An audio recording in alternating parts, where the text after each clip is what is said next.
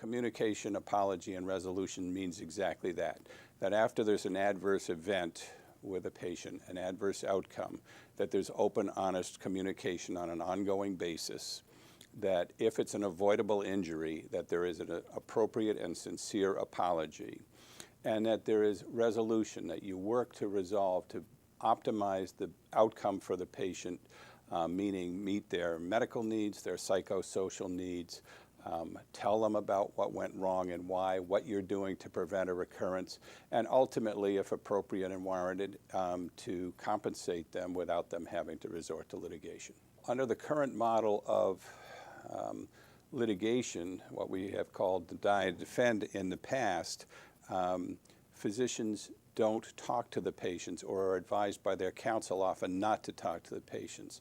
And that ends up isolating both physicians and patients. So the benefit for for physicians or providers in this model is that they can openly communicate with patients and that they can apologize, which we know helps patients deal with their anger and helps providers deal with their grief when there's an adverse outcome. One of the major foci of the care model is to look at the adverse outcome and even near misses.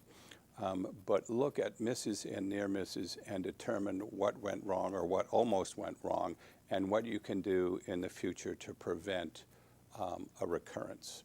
You look to what systems did we not have the right policy? Was the policy not covered? Is this the type of event that may happen in the future because any person could make this same mistake? So after a thorough analysis, you look at what kinds of policies, procedures, or safety measures you can put in place to prevent the same occurrence from happening again. So this is a very proactive system where you advocate for the patient, for their medical needs, their psychosocial needs, and ultimately their financial needs from the moment something goes wrong.